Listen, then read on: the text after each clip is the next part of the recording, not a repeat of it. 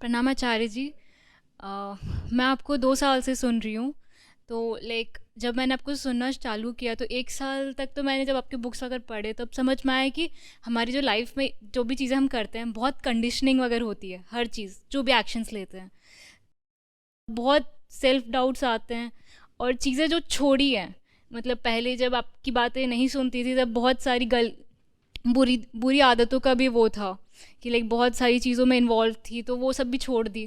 तो कहीं ना कहीं अब लगता है कि यार मतलब वो चीज़ें कहीं ना कहीं कभी कभार ट्रिगर करती हैं कि अब क्या होगा, कुछ कर लूँ क्या, मतलब कुछ मतलब वैसा होता है आचार्य जी। एक डर सा जिन लगा है। चीज़ों को आप छोड़ रहे हो उनको तभी छोड़िए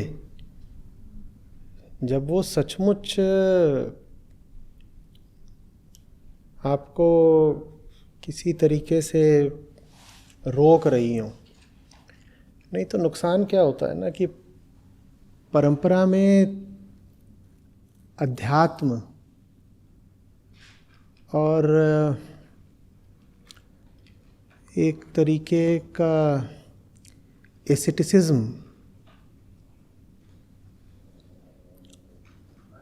लादा हुआ वैराग्य, ये साथ चले हैं और इसलिए जो पूरी अध्यात्म की छवि ही है वही ऐसी हो गई है कि लोग उससे बचते हैं। और ये बात वही लोक सत्य बन गई है।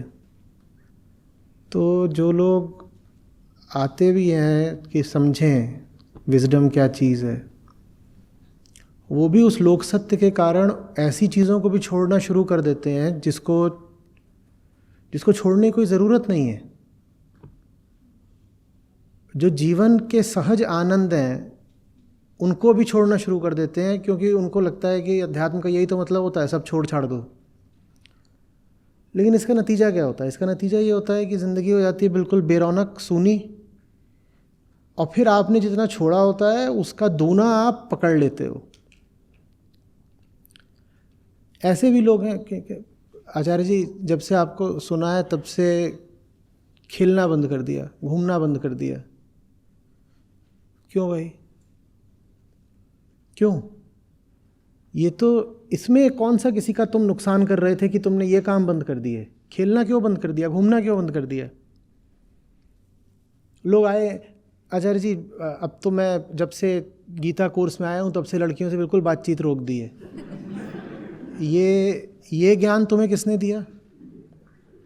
बोले नहीं, मैं पहले ना बिल्कुल ऐसा ही था कि वुमनाइज़र हुआ जा रहा था। दो भाई, वो ठीक है कि तुम सबको इसी नज़र से देख रहे थे कि पकड़ लूँ खा लूँ, वो चीज़ छोड़ दो। पर तुम कहो कि मैंने अब लड़कियों से बातचीत करनी बंद कर दी है, तो उसका परिणाम यही निकलेगा कि तुम गीता ही छोड़ोगे फिर।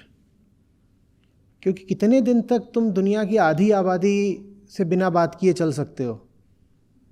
तुम जहाँ जाओगे वही दिखेंगी, और उनको तुम इतना तो नहीं अवॉइड कर पाओगे। तो ले दे कर कि या तो अपनी नज़रें पाखंडी बनोगे, नहीं तो गीता को ही छोड़ दोगे।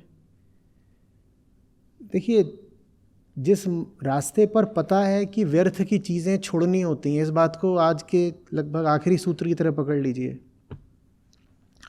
जिस रास्ते पर पता ही है कि व्यर्थ की चीज़ें छोड़नी है, उस रास्ते पर उन चीज़ों को मत छोड़ दीजिए जो व्यर्थ की नहीं है। एक तो वैसे ही आदमी रोता है कि इस रास्ते पर टैक्स बहुत पड़ता है, बहुत सारी चीज़ें छूटती हैं।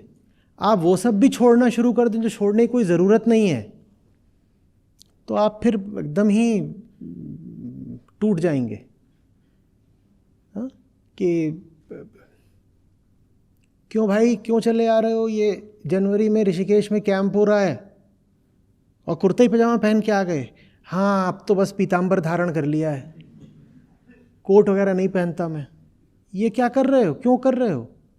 अभी बीमार पड़ोगे, और बीमार पड़ के सारा दोष किस पर डालोगे? अध्यात्म पर। कोट तो तुम्हें दोबारा पहनना ही पड़ेगा, छूटेगा क्या? अध्यात्म छूट जाएगा। तो व्यर्थ में चीज़ें छोड़ा छाड़ी का कार्यक्रम मत चला दीजिएगा। हाँ, हम कहते हैं डेयरी छोड़ो क्योंकि उसमें नुकसान है हर तरीके का, आपका, प्रकृति, पर्यावरण, पृथ्वी, सबका नुकसान है, इसलिए हम कहते हैं। पर आप कहें मैंने रोटी पराठा भी छोड़ दिया, काहे को छोड़ा? किसने कहा था छोड़ने को? जो जीवन के सहज सुख हैं उनको काहे को छोड़े दे रहे हो? लेकिन अध्यात्म का मतलब यही बन गया है कि अपने आप को कठोर से कठोर दंड देना है। क्यों देना है? क्या पहले तो मैं बहुत ऐसा ही होता था, फ्रिवलस। अब मैं बहुत गंभीर हो गया हूँ। अष्टावक्र है ना साथ में, तो अब क्या करते हो? कह रहे हो अब तो कोई चुटकुला सुनाए तो थप्पड़ मार देता हूँ उसको। किसने कह दिया कि अष्टावक्र के साथ हो तो हंस नहीं सकते, चुटकुले नहीं सुना सकते? आचार्य जी जब से आपके साथ आया हूँ 3 साल हो गए, कोई मूवी नहीं देखी। मैं खुद तैयार बैठा हूँ, अभी तुम्हारा खत्म हो जा रहा हूँ, ओपेनहाइमर और बारबी दोनों देखूंगा। तुमसे किसने कह दिया कि तुम्हें पिक्चरें नहीं देखनी है भाई? पिक्चर नहीं देखनी है, खेलना नहीं है, घूमने नहीं जाना है, लड़की से या लड़के से बात नहीं करनी है, कपड़े नहीं खरीदने या पहनने हैं। ये सब शर्तें कृष्ण ने कब रख दी हैं? ये कब रख दी हैं? और जो शर्त उन्होंने सही में रखी है उसका हम पालन नहीं करेंगे। जो बात उन्होंने कही ही नहीं उसमें लगे पड़े हैं। कहे आ जाना, ठीक है। वहाँ एक उसमें हुआ था, ऋषिकेश में ही तो था, एक जन ने आके शिकायत करी, वहाँ हमने समोसे दिए, बोले इसमें प्याज और लहसुन है। तो बोले नहीं आप तो गीता वाले हैं ना। हाँ तो बोल रहे इसमें वो अदरक लहसुन प्याज क्यों डला है? गीता में कहाँ लिखा है प्याज नहीं खानी है? खुद भी परेशान हो रहे, हमें ही परेशान कर रहे। हमने कब कहा कि प्याज लहसुन नहीं खानी होती भाई? बोले नहीं, वो गुरुजी ने बताया था कि एक बहुत पुराना कुत्ता था, उसने जहाँ पेशाब करी थी उससे प्याज पैदा हुई थी। कहाँ? बोल रहे है एक पुरानी किताब, उसमें ऐसा लिखा है, इसीलिए गुरुजी लोग बोलते हैं प्याज नहीं खानी चाहिए। गुरुजी ने बोला होगा, कृष्ण ने कहाँ बोल दिया, अष्टावक्र ने ये बोला है।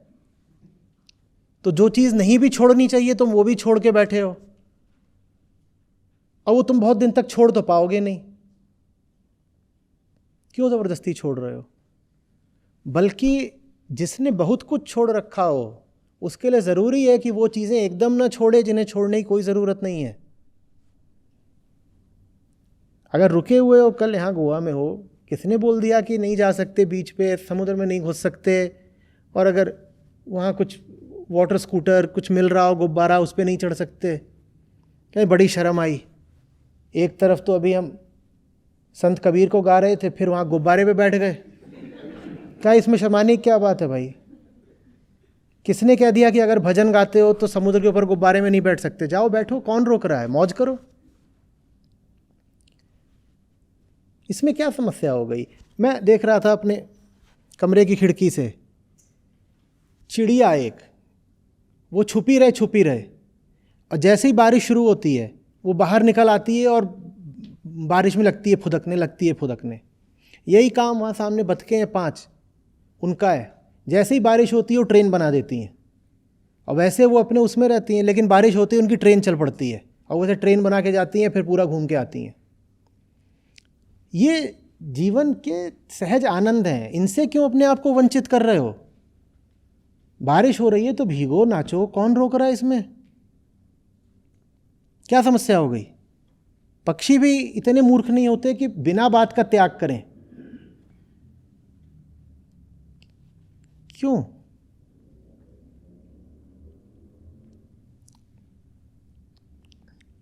कि अच्छे खासे दिखते थे, जब से गीता शुरू हुई है तब से मुंह ऐसा है जैसे शमशान। भाई कंघी कर लो, तेल लगा लो, नहा लो। इन सब चीज़ों की मनाही नहीं होती है, किसी चीज़ की मनाही नहीं होती है, बस मूर्खताओं की मनाही होती है ना। तो फालतू की चीज़ें काहे को अपने आप को रोक रहे हो? बोलो नहीं अब हम आध्यात्मिक है ना, दिखना भी चाहिए। कैसे दिखोगे? कि जब तक यहाँ शमशान नहीं होगा तब तक आध्यात्मिक नहीं लगते।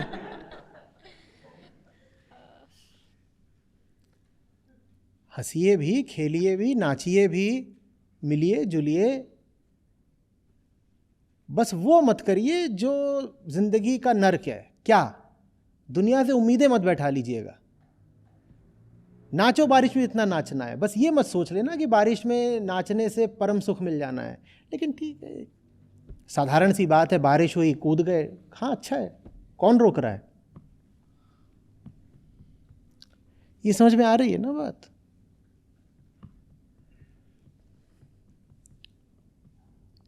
एक तो वैसे ही दूध नहीं खाना, उसके साथ में और 100 चीज़ें कह दो कि ये भी नहीं है। और अब हम आध्यात्मिक हो गए, हम शाम के 6 बजे के बाद कुछ नहीं खाते, मर जाओगे अब तुम, कुछ नहीं होगा।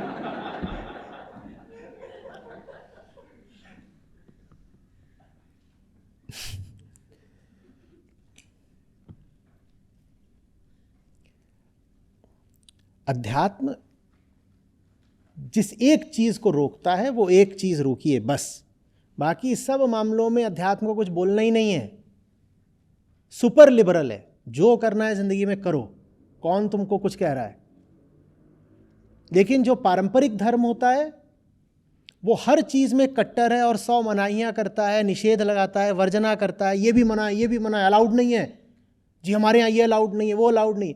वहां पे हर चीज रोकी जाती है, बस वो चीज नहीं रोकी जाती, इसको रोकना चाहिए। क्या? मूर्खता, अज्ञान।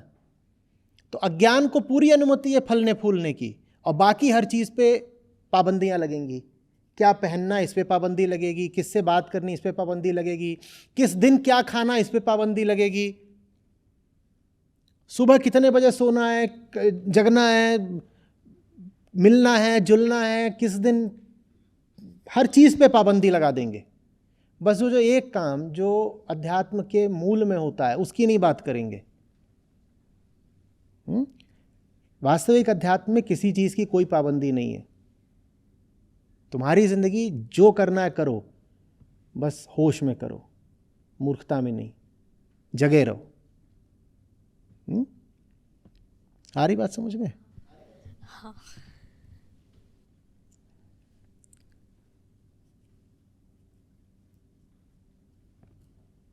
भविष्य का डर और ये सब लगा रहेगा, इसका कोई इलाज नहीं होता। आप मौज मनाओ। जो संसारी होता है इसका क्या है? इसका यही तो है कि जिंदगी जो साधारण छोटी छोटी खुशियां भी दे देती है, ये वो भी नहीं ले पाता, तो फिर इसके भीतर कामना का विस्फोट होता है। जीवन जो आपको छोटे छोटे साधारण सुख दे सकता है, सहज ही, क्योंकि जिंदा हो इसलिए मिल जाते हैं वो। सुबह उठ गए हो, अच्छी हवा चल रही है, जीवन का एक सहज सुख है, ये जिंदा होने की बदौलत मिल जाता है। तो साधारण संसारी उनको भी नहीं लेता, ऐसे सुखों को भी वो इनकार कर देता है। जब इतना इनकार करेगा, इतना दमन करेगा, तो फिर कामना फूटती है बहुत सारी कि अब मुझे बड़ा सुख चाहिए। बड़ा सुख चाहिए इसीलिए क्योंकि तुम छोटे छोटे जो मिल रहे थे मुफ्त के, तुमने वो भी नहीं लिए। जो छोटे छोटे मिल रहे थे आसानी से, उनको भी तुमने इनकार कर दिया कि प्याज लहसुन नहीं खाऊंगा। फिर अंत में जाकर के बोलते हो सीधे बकरा चाहिए, या अगर बकरा नहीं काटना है तो इंसान की गर्दन काटनी है। बहुत मिल जाएंगे ऐसे जो प्याज लहसुन तो नहीं काटते, इंसान काट देते हैं।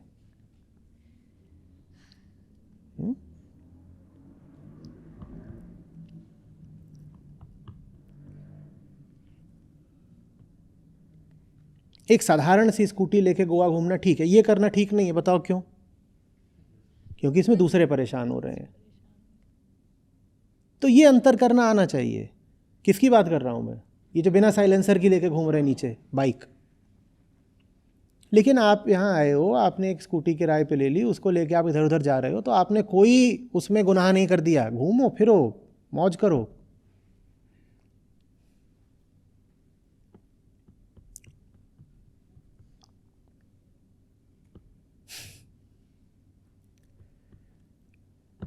धन्यवाद आचार्य जी।